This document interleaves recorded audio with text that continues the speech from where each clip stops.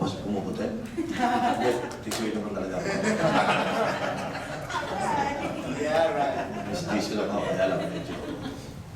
Pag nagkukula kasi tsaka naglalagay. Expose na siya. Okay, magandang umaga po sa inyo lahat, no?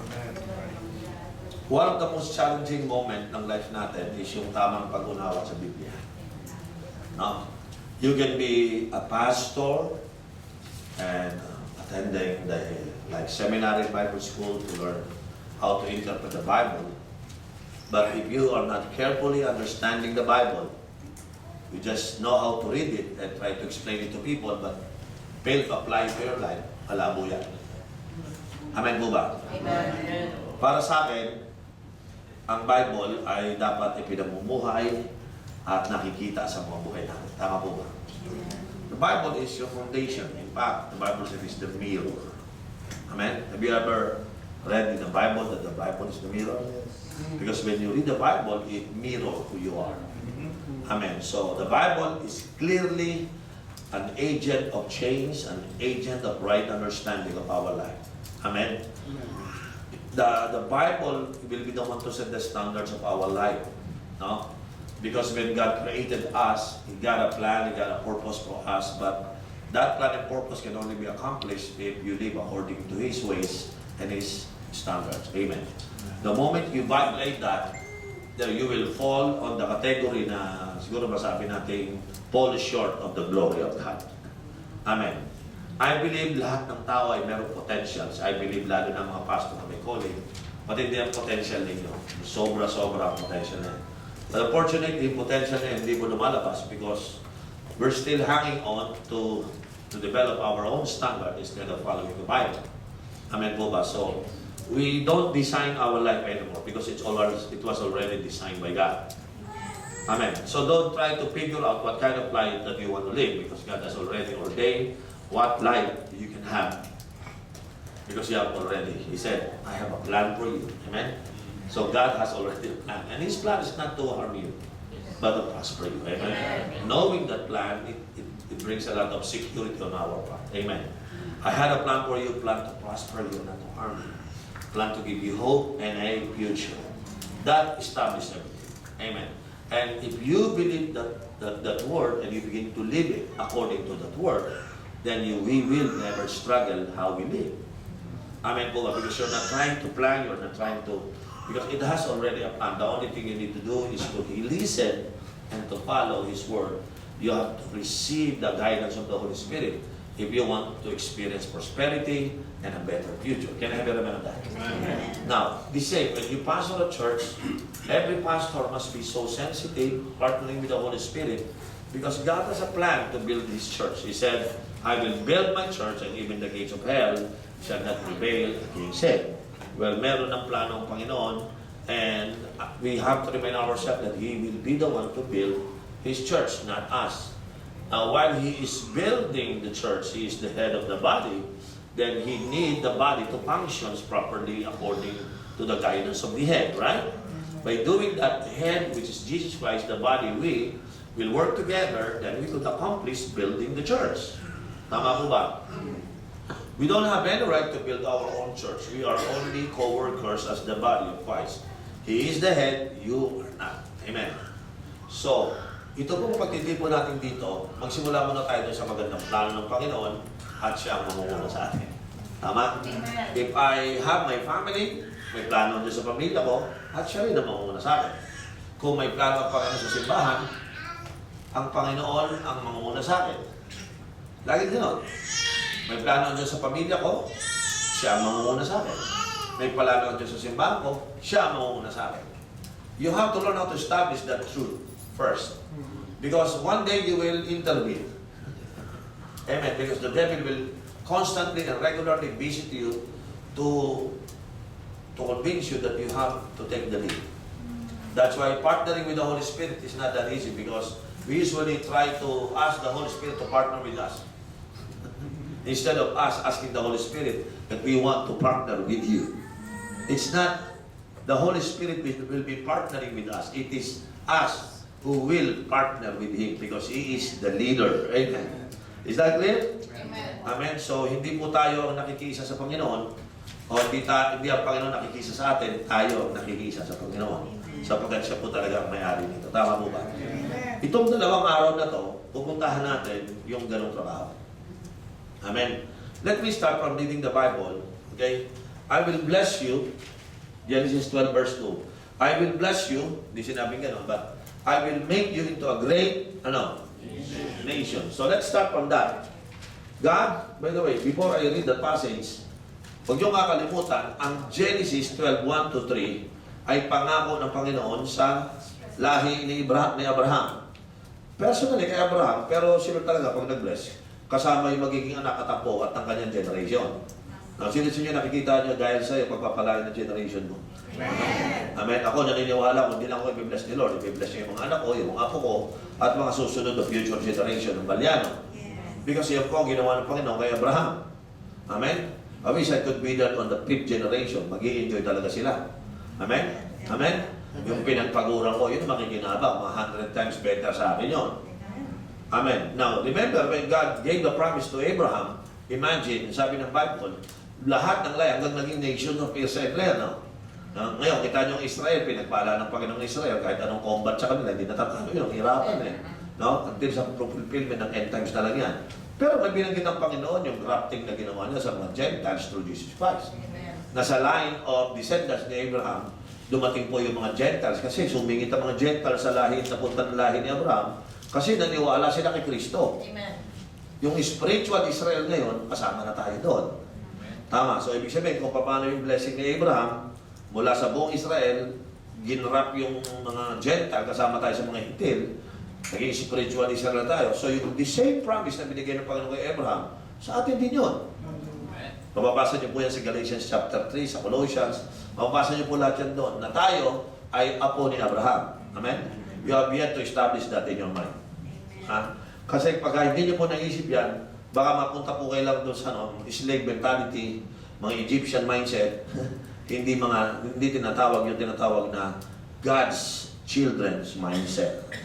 Okay, so now, meron binigay ni specific word ng Panginoon sa Genesis chapter 12 verse 2. Sabi niya, I will make you into a great nation. Okay? Now, meaning to say, ang isang pastor o isang mananampalataya, ang kasama sa Abrahamic covenant ay laging may iniisip na nation. Okay? Okay? I will make you into a great nation. Let me start from that. Everything na ginagawa natin, hindi lang ito pang pamilya natin. I'm so sad with many pastors. They get into the ministry, joining other pastors to produce something restored for the nation because we are too focused on our own self. The promise of Abraham, the promise of God to Abraham, first pertained to the nation. So kung walang burden ng pastor sa nation, hindi ka kasama doon. Because God is about to make a great nation at hindi niya gagawin yon. Kasama si Abraham sa paggawa ng great nation. Amen. So you and I will be working with God to produce a great nation. Meaning to say, wherever you live, whether you're in Canada, in US, on what particular state that you have, whether you're a Filipino or not, you have the obligation, if you have become part of the Abrahamic covenant, that you have an obligation to help your nation to become a great nation. Amen. Malalaman nyo mayroon yan pagka kayo nagsasalita sa simbahan ninyo. Mga pastor nyo, hindi walang sinasabi patungkol sa bansa eh. Napansin nyo mga pastor ngayon? Wala silang pakialam sa bansa. Iniisip lang nila, church nila, bahay nila, anak nila. Walang nagsasalita patungkol. Kaya ang simbahan, hindi naging instrumenta para gumanda ang bansa. But sa promise ni Lord, ang mga taong nag-iisip ng bansa, sila ang ginagawang great people ni Lord. Amen. Para sa akin, dapat tayo patriotic. Amen. Para tayong army ng bayan natin. Pero ngayon, ang mga simbahan, hindi na ganyan. Let me start from that. Kasi ang ginagawa ko, nation transformation talaga ang nagbago sa buhay ko eh. Tama? So, you're working, probably you're a pastor, at the same time you're working. You're taking good care of your children. Baka maligaw ka dyan, baka puro akala mo, buhay mo lang sa pamilya mo. Kaya ako nagpapastor para sa pamilya ko. Hindi. Kaya ka tinawag ni Lord, because God is about to to build a great nation. Amen. Tama po ba? Amen. Alam nga naman may mga Kristiyano sa isang bansa, hindi nagiging great ang nation. Eh, ano papakinabang natin? Ba't pa tayo naging Pilipinong pastor? We are a blessing to the nation. That's what I believe. Amen po ba? Amen. Tama po ba? Amen. So tanong ko sa inyo, ang Genesis chapter 12 verse 2, nung binigay ni Lord yan kay Abraham, in mind, sa parang sinabi ni Lord kay Abraham, isipin mo yung bansa mo. I will make you into a great nation. Tama po ba? So ibig sabihin, ang iniisip na greatness ay, ano namang klase maganda bahay natin, wasak naman ang bansa natin. Di ba? Amen. Tama? Anong klaseng bayan natin kung makikita lang natin, pambihira. Meron niyan tinatawag the new persecution. Ang new persecution niya, hindi pinapalay ang Christian. Binababoy ang mga Kristiyano. Ha? Hindi ka magkakasal ng bakla, kukulong kita. Yan ang new persecution niya yun. Ha? Sa end times, yan ang end time sign. Tama? Tama? Amen. Ang nagdidictate ng morals na natin ngayon, hindi ng ating conscience, ang government na. Hindi nyo ba napatay, pati konsyensya natin, pinakilaman ng gobyerno. Why? That's the new persecution. You see, the nation is in trouble, and the Christians are fired because they are building their house. Tama po ba? So what we are about to do here is connected, hindi lamang po sa ating church growth, but we want to transform our nation. Okay po ba yun, mga kapatid? Amen. Sino sa inyo nag-agree, Pastor, dapat isipin din natin ang bayan natin? Kung kayong Pilipino, mahalin yung Pilipina. Kaya nandito kayo sa Amerika, dito sa Canada, ano ba gagawin nyo? Diba, hindi naman kayo pwede maging dalawang function. Kung saan ka nilagay naman sa ayusin mo, buhay mo dyan. Amen. Lord. Gawin mo maging blessing ka sa bayan mo. Tama po ba? Amen. So ilang pastor ngayon, ang kinakabahan dahil ang bansa niya hindi gumaganda takbo. You're not even worried about it. In fact, we don't even plan anything about it. Madali mo malalaman kung meron kang vision sa transformation sa iyong mga galaw. Ha? Minsan nakakalungkot mga simbahan. I-encourage ko sila sa mga kabataan. Parang walang dating sa kanila. Kasi nga wala nakikita ang future sa kabataan. Yan ang mga gagamitin ni Lord sa future para sa bansa natin. Amen. Bakit ako nag-i-invest sa mga kabataan? I'm looking after sa aking nation. Amen. I hope you understand what I'm saying here. Amen. Marami mga Kristiyano, marami mga pastors, hindi nila naintindihan yung ginagawa niya. So, minsan, magtatayo ba? Nagtututa ka ng mga Pilipino sa Pilipinas? Oh, why? Kasi yung mga anak ninyo, hindi ko lang alam sa bansa natin eh. Yun ang totoo niyan. Kaya pwede ka sa mga marami Filipino churches. Walang burden. Kahit nasa sarili ng bahay, wala eh. Because tayo nga, bagamat tayo yung Abrahamic, meron tayong Abrahamic covenant promises ni Lord, hindi natin kaya i-connect yun. The only thing we need is, ito lang ginagawa natin. Dapat, mag-aral yung mga anak ko, bigyan ko ng magandang bahay, pero walang burden sa nations. Pastor, ano mangyayari? Nakita niyo yung word niya? Sabi niya, ang tao nag-iisip sa nations, then I will bless you. Sabi ng Bible, I will bless you. Diba? Sabi ni Lord. I will make you into a great nation and I will bless you. Amen. So yung blessing nakakonekta sa great nation. Hindi hiwala yan. Dapat i-connect natin yan. So sino mga pinagpapala ni Lord? Sino? Ang pinangakuha na babayaran ng Panginoon, yung nag-iisip ng kanyang bayan. Kasi yung bayan, nandiyan nakatira yung mga kaluluwa. Pag inisip natin ang buong bayan natin, para mo sinasabing iniisip po namin na ang buong bayan namin ay mapa sa Diyos. Hindi lang buong pamilya mo, pati buong bayan mo. Amen. Thank you, Lord. Kaya kita nyo simbahan natin, nililiit. Kasi ang vision lang natin, makaon lang kami sa hirap, may sweldo kami sa church, ayos na to. We are so selfish. But the blessing is connected to those people who see the vision of nation transformation. Tama po ba? Amen. I will make you a great nation and I will bless you. Tama po ba? Amen. And then sinabi niya, I will make your name great. What is the meaning of the, I will make your name great? Gagawin ka bang parang artista na sikat na sikat? That's not the point. When God said, I will make your name great, it means you will become so influential. Your vision for your nation, you will be blessed and people will believe you. Amen. Hallelujah. Ang ganda nun, ano? Ama? Amen. I will make you into a great nation. I will bless you, and I will make your name great. It's an influence. Amen? And then, ang sabi ng Bible, you will be a blessing. Ano sabi niya? I will bless you, and I will make your name great, and you, ano? You will be a blessing. To others. Okay? Meaning to say, ang ultimate goal ng buong ito ay ito. You will be a blessing. So lahat tayo, ordained ni Lord according sa kanyang promise, magiging pagpapala. Ha? Hindi pagpapalain tayo, ha? Malino ba? Ang ultimate goal, hindi pagpalain tayo. Sinabing pagpapalain tayo. Pero sabi niya, para maging pagpapala kayo. Ha? Ito yung magandang tanong. Ha? Maraming pastor, hindi nila nakikita na sila magiging pagpapala. Tayo, ang iniisip natin, tayo ang dapat pagpalain. So, ano ibig sabihin nito? Itong word na to is all about receiving. Dito naman is all about giving. Amen? You will be receiving blessing so that you will be giving blessing to others. Amen po ba? Amen. So, huwag ka na magmakaawang may bless. Bless ka na eh. Paghandaan mo, magbigay. You will be a blessing. Tama po ba? Amen.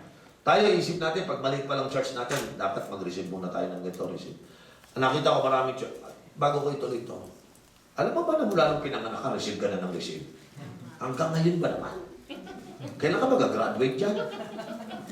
Napansin nyo? Kailan niya susimulan yung Abrahamic covenant? Ha? Kasi ang gusto lang natin, I will be blessed. Sweetheart, pinangako ng Diyos. Nagpapalalain tayo. Sabi ko sasabuhan, wrong interpretation sa Bible.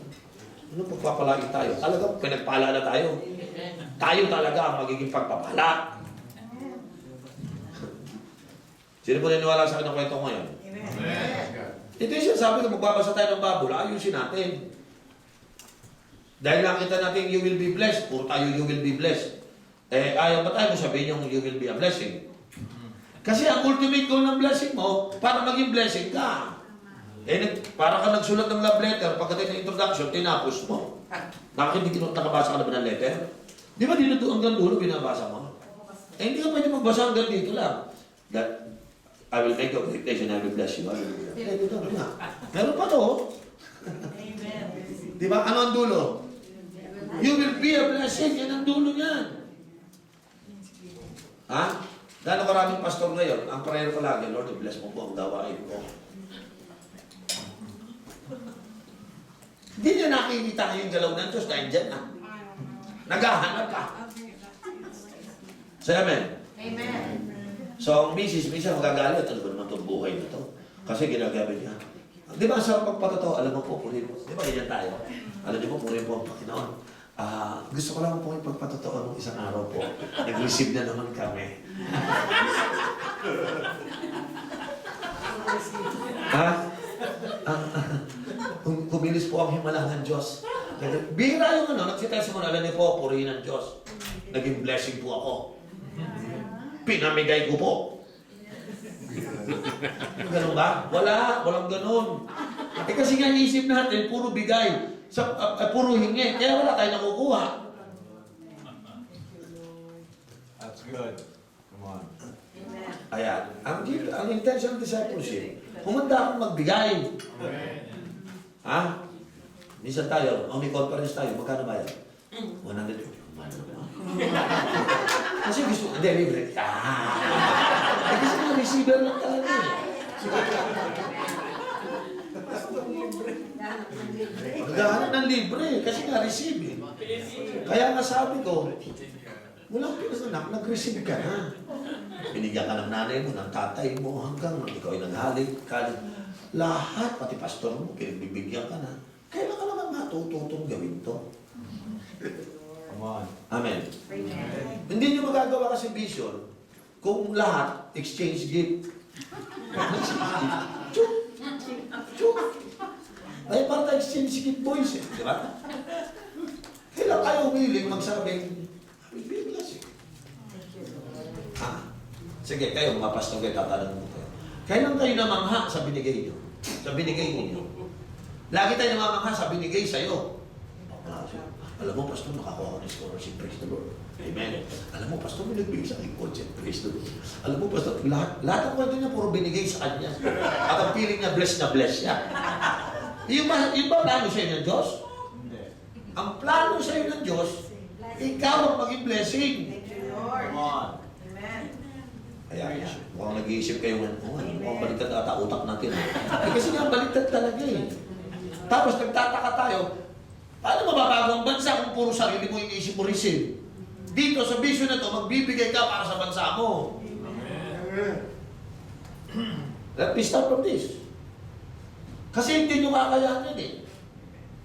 Lahat dito, pagka ang isip mo to be blessed, yan yung mga taong bipit lagi. Kasi iniisip niya, wala pa ako, gipit ako. Subukan mo maging blessing para sa'yo, lagi ako may overflow. Kaya ka namimigay kasi meron kayo bibigay eh. So, yung utak mo, prophetic mismo sa buhay mo yun. Kaya wala ka nakukuha kasi hindi ka naman nagkaplanong mamigay. So gusto mo, gipit ka talaga. The greatest prophet of your life is you. Sino sa inyo tapos mo na i-prophesy na ikaw ay gipit na gipit? Sino ba yan eh? Sabi ko sa Pilipinas, sa mga pastor doon, pag nakakita ng Koreano, biglang magiging kawawa. Sa Pilipinas, pag nakakita ng Koreano, Amerikano, subukan nyo, pag kayo, sinabi po galing in Amerika, pagdating mo doon, parang kang Santa Claus. Lahat nakatingin sa'yo. Bakit? Kasi nga ang mindset to receive it. Paparinggan ka, susulatan ka, lalapitan ka, didikitan ka. Bira yung pagpunta mo, galing ka sa Amerika, ikaw ang nilibre. Amen. Amen po ba? Tama ba? Amen, Pastor Lord. Ako, ginagawa ko, pag may dumating na galing sa Amerika, ako na magpapalit. Yung pera mo, hindi gumagana dito yan. Pilipino to, Philippine peso. Dollar doesn't work here. Hindi wala siyang magawa, hindi siya makapagbayad. Nagtataka sila, ba't ganun? Eh, talagang ganun eh. Gusto mo maging blessing, bless ka, maging blessing ka. Amen. Amen. Thank you, Lord. Tama mo ba? Amen. Eh tayo, makakita lang tayo, mayaman niya. Dahil tapos na mayaman yan. Sabi niya, hindi siya mag-bless, anong gagawin niya? Mayaman na yan. Ano gagawin niya? Tayo humingi sa kanya.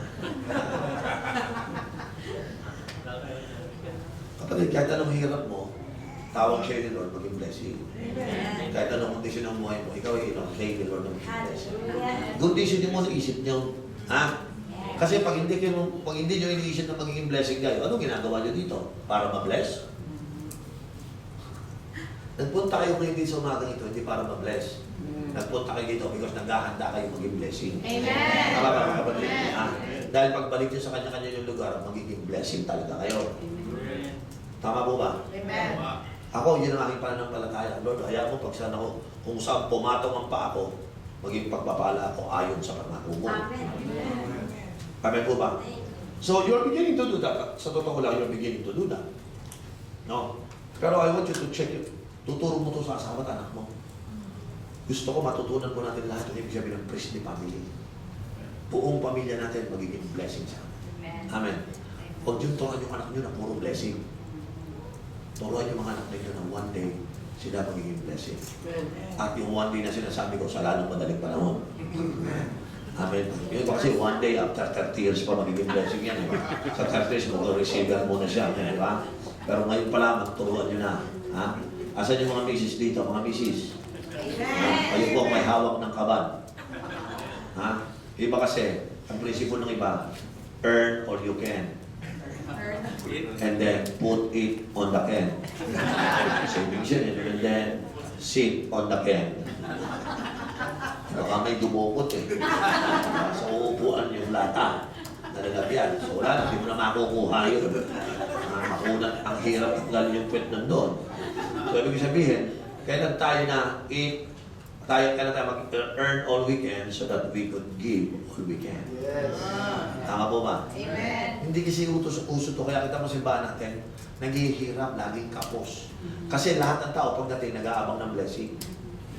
Atin tayo para ma-bless tayo. Bihira yung, punta tayo sa church para makapagbigay tayo. Yung ba usapan sa mga church nyo? O sa punta ako sa church, bakit? Magbibigay ko, hatid ko lang. Busy nga ako, hatid ko lang yung offering ko, tapos alis na ako agad. Ang sarap sana pakinggan, no? Pastor, pasensya na, may trabaho ako. O, ba't ka pumunta? Dadaan ko lang itong tithes and offering ko. Baka hindi ako makapamigay eh. O, pinatawas. Pastor, balik ako mamaya, after ng service ako atin. May ganyan bang members? Wala. Bakit? Mana sa'yo.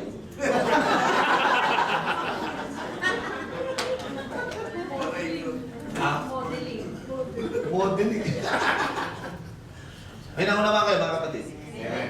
Ano sabi ni Lord sa verse 3? I will curse those people who curse you. And I will bless those people who bless you. Tama po ba? The protection of God is upon us. Lahat po tayo, blessing. Alam niyo, isa sa pinakamalungkot na kinararamdaman mo, Pastor, yung pag nagigipit. Nakakalungkot talaga. Makakita kayo ng Pastor nagigipit, naku, maraming gagawin niya. Una, hindi na siya mag-iisip na magiging blessing. Kasi pag gipit ka, iniisip mo, ikaw mabless eh. Di ba? Lord, sana meron ng blood. Lord, sana. Kaya kita mo, mga Pastor, napupunta sa minsan nakakalungkot, kailangan naman tayo, lagi tayo nagsusulisit, lagi tayo naghihingi, lagi tayo nagbubulong. Minsan yan, ayaw mo naman talagang gawin yan eh, no? Pero minsan babagsak ka doon kasi nagigipit ka nga talaga eh. Pero gusto ko sabihin sa inyo, kahit gipit na gipit ka, isipin mo, blessing ako. Magtataka ka, yung buhay mo, yun ang lumampas. Amen po ba? Amen. So can we believe that we are a blessing? Amen. Amen po ba? Amen. Nagsisimula po kasi ako dito sa verse na ito. Kasi talaga, itong kamay natin na ito, sanay na sanay dito. Tignan mo kamay mo. Talagang laging gumagano. Sanay may lumasin. Diba? Bihira yung kamay na, pinakita mo gumagano. Sanay na ba kayong gumanon? O? Para tayo, di ba? Pag nakita ang gobyerno, Bilhin mo kanya, bilhin mo. di ba? Hindi, pag nakita ang gobyerno, parang may laging mangungubra. Para lagi siyang merong entitlement. Sa Amerika, usong entitlement eh. I am entitled, I am entitled, I am entitled. I have the right. Diba? I have the right of my entitlement. Yan ang sumira sa mga buhay natin eh. Kaya kita yung mga tao yung puro swapang na. May sa totoo lang, puro swapang na mga tao yun. Kaya kita mo, kahit maliliit na bagay, hindi nila maibigay. Tama? Nakita mo mga tao ngayon, talagang konting ano, hindi magbibigay ng mga away. Kasi nga, nawala na yung spirit of entitlement nasa atin ngayon. At yung iba dyan, yung pastor, tinumaan. Kaya mga ibang mga pastor, may entitlement mentality rin. Nakahawa din tayo. Kaya kita mo, yun ang pumapatay sa mga sipag, yun ang pumapatay sa mga paglabas ng galing nila. Kasi nga, laging umasa sa receiving. Tama. Tanggalin mo na nagre-receive ka, magsisipag ka. Amen. Tama ba sinasabi ko? Amen. Hanggat may inaasahan ka na may makukunan, hindi ka gagalaw. Tandaan nyo sinabi ko. Kaya yung iba, ang tagal umasenso, wala eh. Ang pinakasimula kong salary, after 12 years, doon lang ako binigyan ng 5,000. After 12 years. Ang sweldo ko una, 80 pesos tuwing Sunday. After 12 years, 5,000. Pero yung una ko, lagi yun, no? 80 pesos hanggang sa naging 100, naging 150, naging 200. 12 years, umabot na 5,000. Bait sa akin ng pagkakataon, ano? Pero kailanman, hindi ko inisip na hindi ako magiging blessing. So mula umpisa, nagtatanim ako. Gusto ko maging blessing. Ang dami kong testimony ng blessing. Alam niyo kung bakit? Nagpe-pray kami ng lupa, wala kaming lupa. Testimony ko to wala kaming lupa. Bibili kami ng lupa namin sa wala kaming lupa. Tinitin ako yung pera, tinanong ko yung mga lupa. Pastor, ito, kunin mo na ito, kunin mo ito, magkano yan? Abay, 580 million yan, kunin ko na yan. 580 million.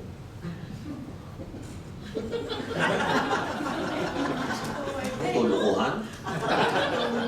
580 million. Binibenta sa kanya lupa, tatayo ko na simbahan. Sabi ko, let me pray for you. Kailan ako yung pera sa church namin? 3 million.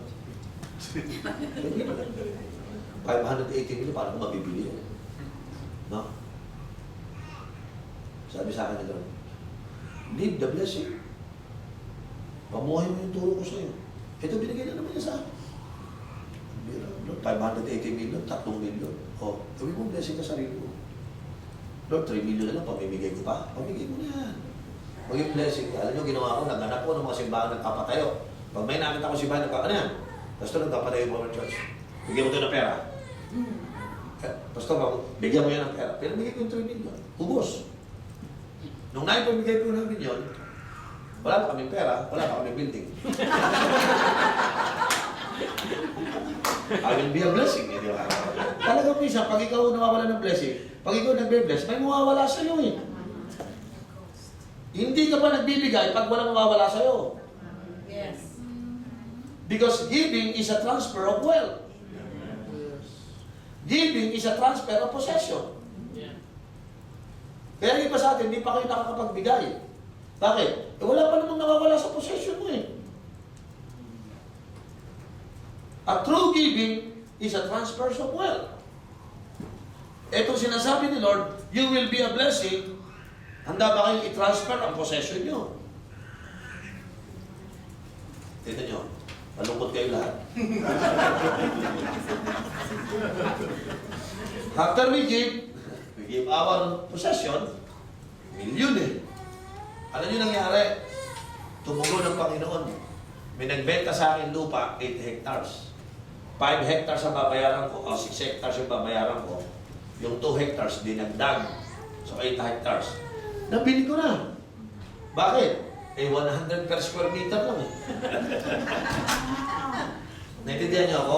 So ngayon, meron na kami, pag may pag-aari na kami ng isang bundok, o kita nyo na. Namigay ka lang ng gawa ng... Namigay ka lang, ang kapalit, bundok.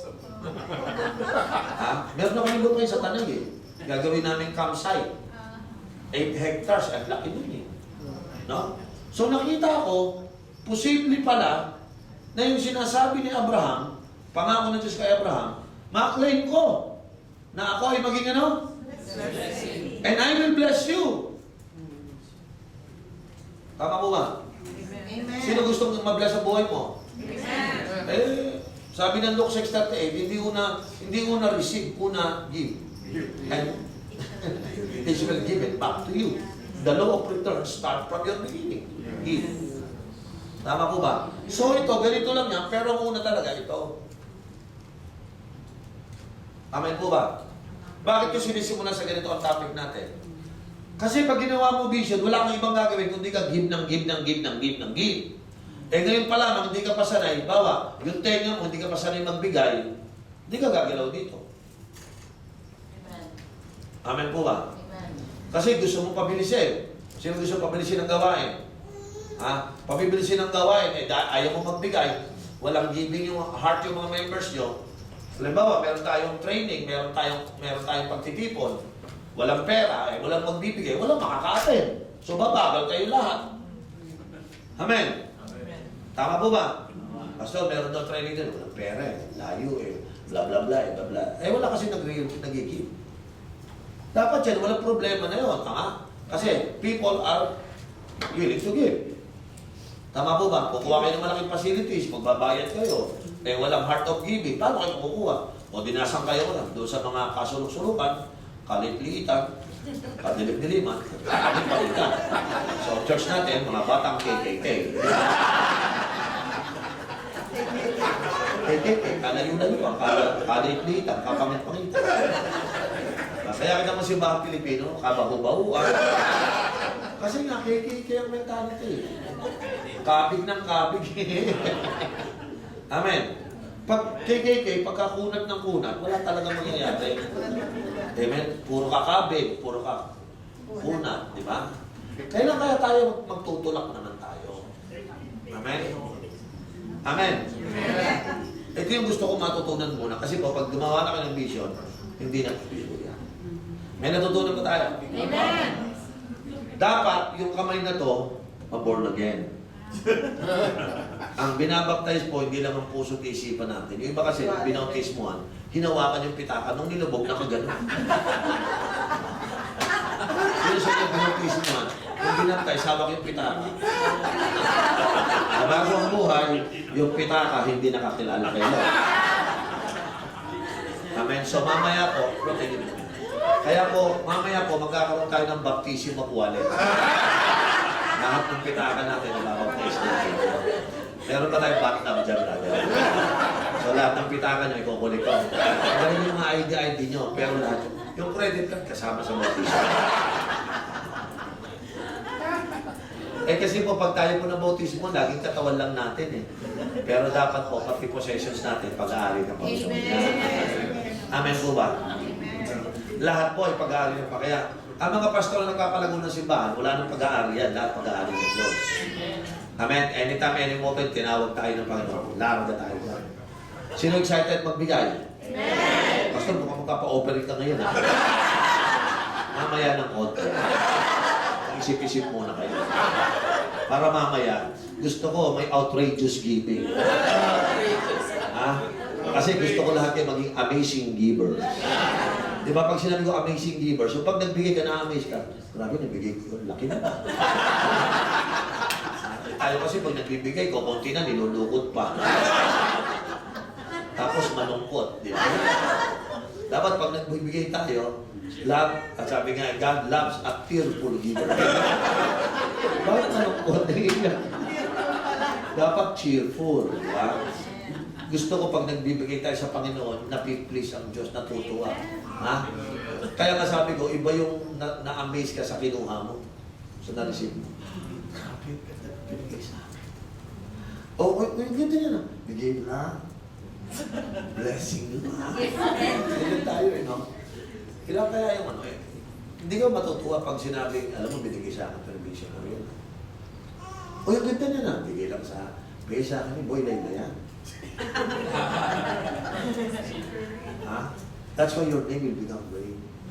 Yes. Amen. Ha? Ay, si boy, ako makunat yun. Hindi mahingan yun. That's why your name will be great also.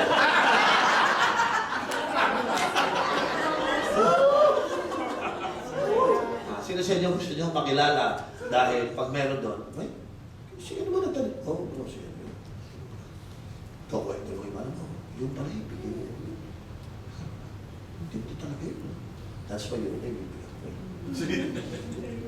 Wala pa ako nakita. Walang greatness sa Kuripot. Walang greatness to. Kung yan ay magiging great, ako dyan sa maging kuripot na lang ako. Walang greatness sa pagiging kuripot. Pero meron greatness sa pagiging giver. Amen. Di ba paano kung bansa natin, pinangungunahan ng mga kuripot? Hindi magiging great ang nation yan. Amen po ba? Amen po ba? Nagiging great lang nation because the people who live on that nation are great people. Why they become great? Because they give. Tama ko ba?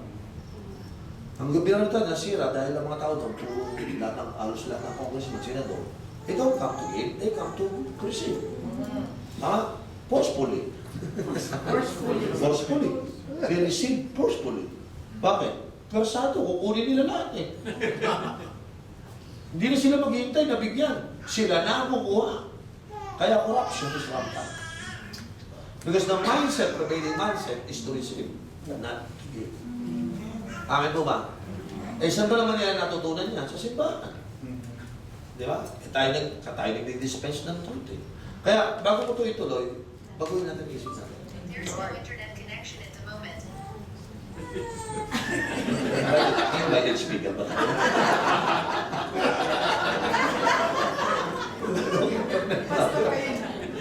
So, bago tayo magtuloy, settle na ba sa isip natin?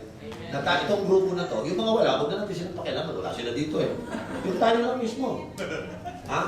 Bago tayo umalis, bukas, ang isip natin, pagdating mo sa lugar mo, gusto ko, pagpasok mo sa San Francisco, bumababa ka lang sa aeroplano, sabihin mo, napakapalad ng San Francisco na to. Yes. Bakit? Kasi ako ang ibinigay sa inyo. At narito ako para i-bless ko kayo. Ha? Hindi mo mga pastor, dito. Ano kaya buhay ko dito? Ano i-bless kaya? Mayaman kaya ang mga tao dito? Sana mayayaman para malaki offering. Para makabigyan ko ng bahay. Eh, hindi ka nagpunta niya para ma-bless. Nagpunta ka niya para makuha.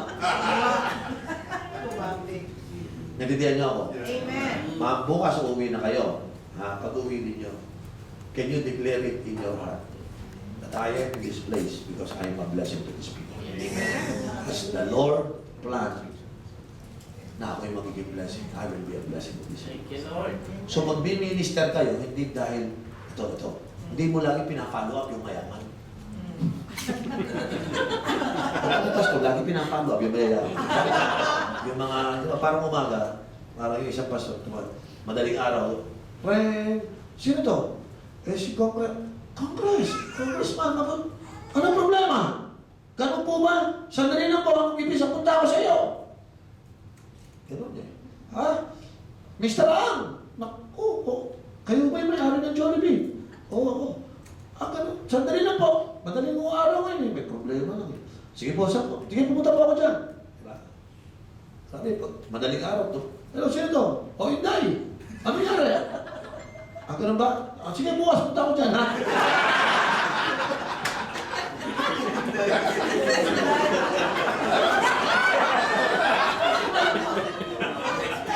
Pag mayaman, kahit alas 2 na madaling araw, pupuntahan eh. Eh, pag tumawag si Inday, tulog ka na lang, bukas at ako dito.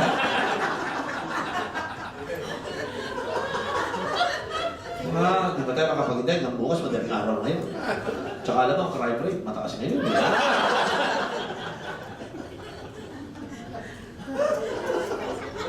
Nakita nyo? Nakita nyo? Bakit ang ugali natin parang pakabig dun sa kabila? Kasi gumagalaw tayo kasi alam natin may kapalit. Sa isipan lang natin, may kabit tayo dito. Magano na ito. May kabit tayo dito. Magano tayo. Kailan kayo magmi-ministro na alam mo wala kang kabit, kundi pula ka talaga. Kasi totoong minister, ang ating Panginoon, wala siyang kinabig. Yes. Si Lord nag-serve siya, hindi para may makabit, pero nagpunta siya para siya yung maging blessing. Jesus is one of the great examples that he said, I came here not to be served, but I came here to serve. Ibig sabihin, pinamumuhay niya, I came here to be a blessing.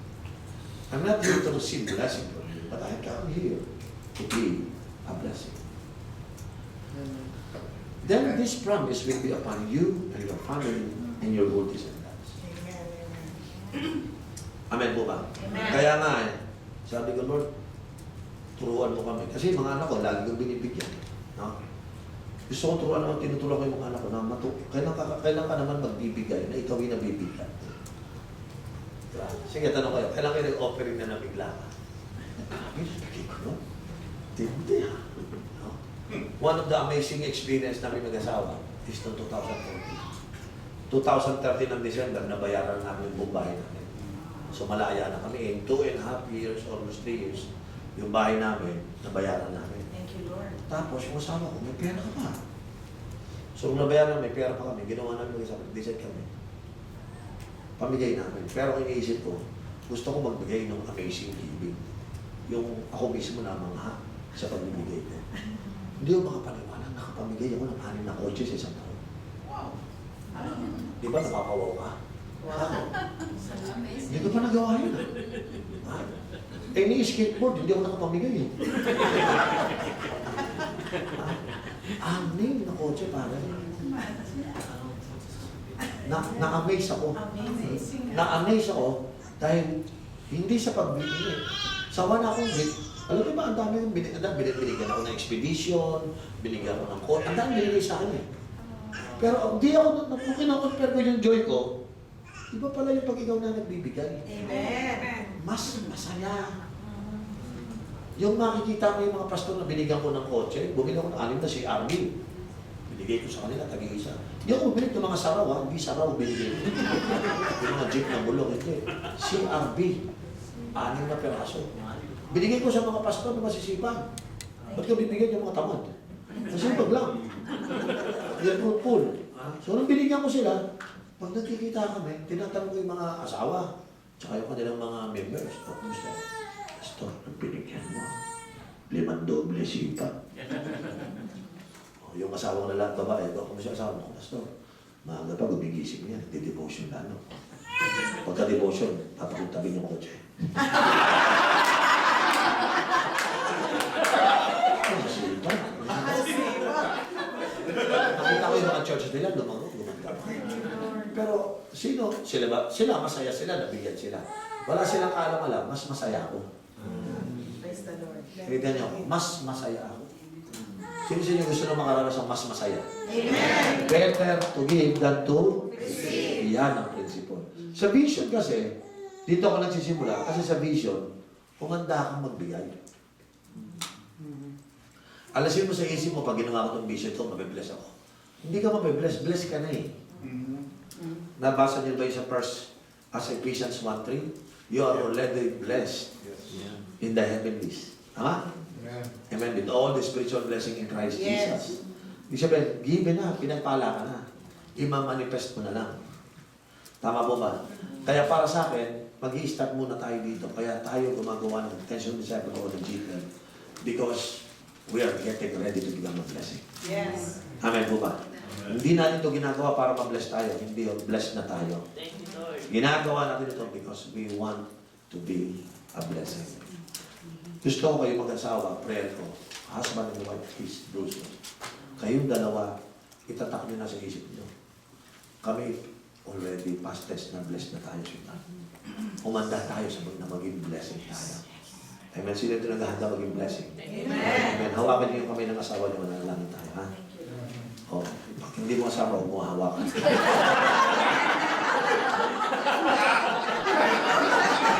Ayaw ang asawa. Kasi mga asawa mo isang pahawakan. Kaya kanya na mga ahawak niyo yung asawa niyo, ha? Okay, taas niyo yung kamay na nakamakahawak. Hallelujah. Lord, salamat sa umagang ito. Salamat, Lord, na bless mo kami, Lord. In Christ Jesus. Lord, we know that when Jesus died on the cross, every drop of His blood restores us, Lord. Every drop of His blood, Lord, redeem us from the spirit and curses of poverty, Lord. Amen. And today, Lord God, thank you because the blood of Jesus redeem us, Lord, from poverty and curses. That's why today, Lord God, we pronounce and we declare blessing through Christ is upon us, Lord. And as we hold our hands together, Father God, I pray that we will also become a blessing to other people. Lord, thank you. This is the day of our beginning. We receive a lot of blessing from you, from our parents, and from other source of people, Lord. But today, we make a decision that we no longer continually receive things, Lord.